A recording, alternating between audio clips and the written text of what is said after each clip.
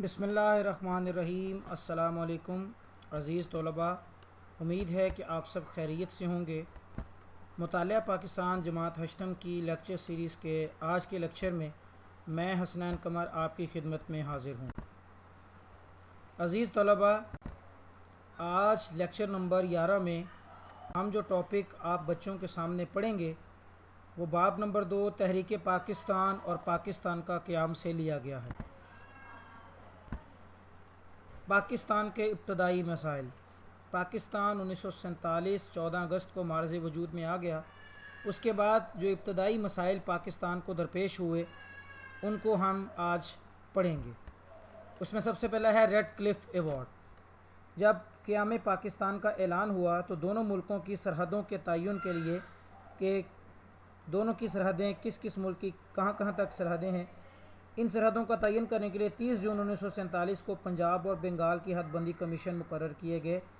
اس حد بندی کمیشن کا جو ایک انگریز قانون مسٹر ریڈ کلف کو دونوں کمیشنوں کا جو ہے وہ چیئرمین مقرر کیا گیا کہ وہ جو منصفانہ فیصلے کریں گے اور کسی کا ساتھ یا کسی کی طرفداری نہیں کریں گے اور ثالثی کا کردار ادا کریں گے۔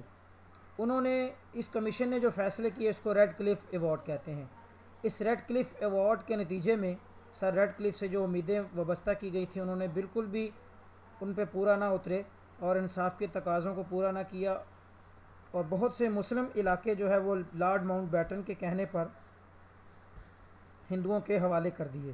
مثال کے طور پہ گرداسپور کا علاقہ بھارت کو دے کر بھارت کو کشمیر میں داخل ہونے کا پروانہ تھما دیا گیا۔ اسی طرح جو مسئلہ کشمیر پیدا ہوا وہ آج تک حل طلب ہے۔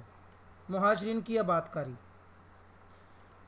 جب پاکستان دنیا کے نقشے پر نئی مملکت کے طور پہ ابھر آیا تو بہت سے نئے پاکستانیوں نے ہندوستان سے اپنے نئے وطن پاکستان کی طرف ہجرت کرنے کا فیصلہ کیا۔ لاکھوں کی تعداد میں لوگوں نے ہجرت کی، چونکہ پاکستان ایک نوزائیدہ ایک نئی ریاست تھی تو ان مہاجرین کو بسانا، ان کی خوراک رہائش کا بندوبست کرنا یہ بہت مشکل تھا اور ایک حکومت پاکستان کے لیے چیلنج تھا۔ ان مہاجرین کو جو ہے وہ کھلے آسمانوں تلے بھی رکھا گیا، چونکہ کیمپ کم تھے، ادویات ڈاکٹر کی کمی تھی، اور لیکن قائد اعظم رحمۃ اللہ علیہ نے لیاقت علی خان کی سربراہی میں یعنی ان کو جو پاکستان مہاجر کونسل ہے اس کا چیئرمین مقرر کیا، اور آپ نے اچھی منصوبہ بندی کرتے ہوئے بہت جلد ان مہاجرین کو جو ہے وہ ان کی آباد کاری میں اپنا کردار ادا کیا اور جلد ہی یہ مہاجر جو ہیں وہ آباد ہو گئے۔ انتظامی مشکلات۔ قیام پاکستان کے بعد قائد اعظم رحمۃ اللہ علیہ نے حالات کی نزاکت کو بھانپتے ہوئے فوراً ہی کراچی کو پاکستان کا دارالحکومت بنایا، چونکہ کراچی اس وقت ایک بڑا صنعتی شہر تھا اور مرکزی دفاتر کے لیے گورنر ہاؤس اور سیکریٹریٹ کی عمارتیں خالی کروائی گئیں، مگر گنجائش کم تھی اور جو سرکاری ملازمین تھے وہ بہت ہی کم تھے، دفتری عملہ کم تھا، دفتری سامان اور جو اسٹیشنری تھی، فائلیں وہ سب بہت کم تھیں، اور جو رہ گئی تھیں وہ ہندو جب ہندوستان گئے تھے تو پاکستان میں کام کرنے والے سرکاری ملازمین یا تو ریکارڈ کو جلا گئے یا اپنے ساتھ لے گئے۔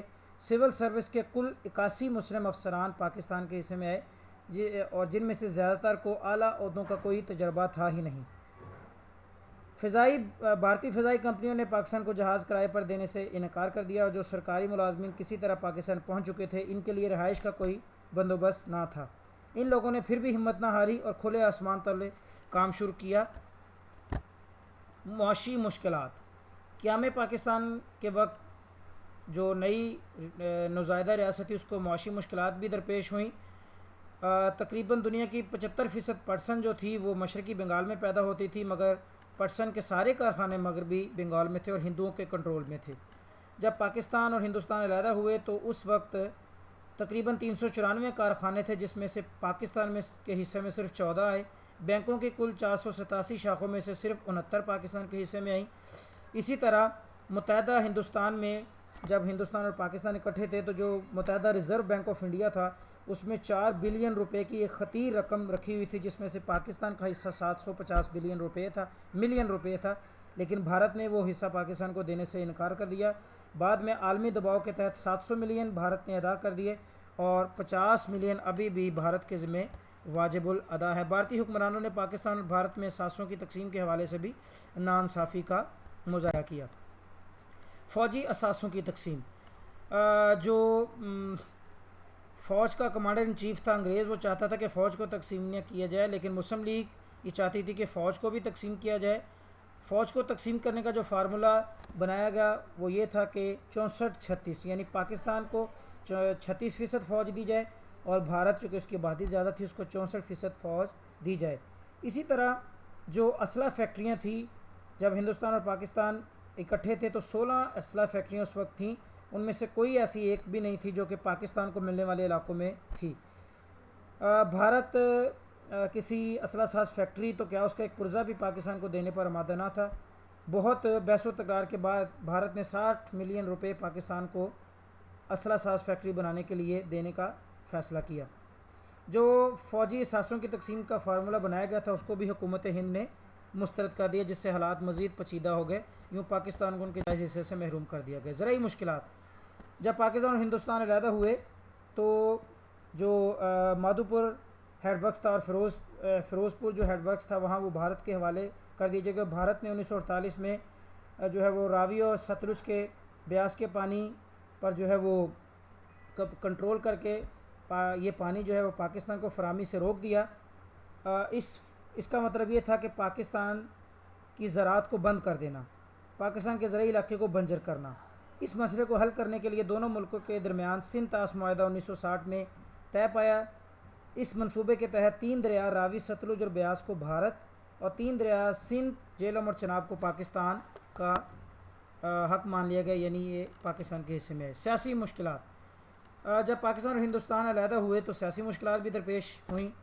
آزادی کے بعد کئی آزاد ریاستیں جو تھیں وہ انہوں نے پاکستان کے ساتھ شامل ہونے کا الحاق کرنے کا فیصلہ کیا تھا، جیسے موناوادر، دیر، سوات اور جونا گڑھ وغیرہ، لیکن بھارت کو ان ریاستوں کا الحاق پسند نہ آیا اور اس نے جونا گڑھ پر 9 نومبر 1947 کو، پھر کشمیر پر 1947 کو اس کے آخر میں، اور 17 ستمبر 1948 کو حیدرآباد دکن پر قبضہ کر لیا۔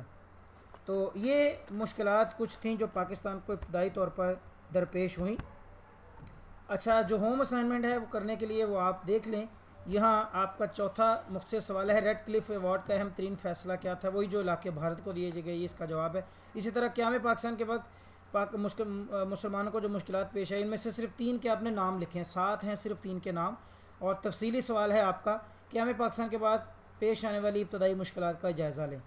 ان سوالوں کو آپ اپنی کاپی پہ لکھیں اور اچھے سے یاد کریں۔ امید ہے کہ آج کا لیکچر آپ کو سمجھ آیا ہوگا۔ آپ کا کوئی سوال ہے تو اس کو کمنٹ باکس میں ضرور شیئر کیجیے گا تاکہ آئندہ آنے والے لیکچر کو مزید بہتر کیا جا سکے۔ اگلے لیکچر کے لیے مجھے اجازت دیجیے۔ اللہ حافظ و ناصر ہو۔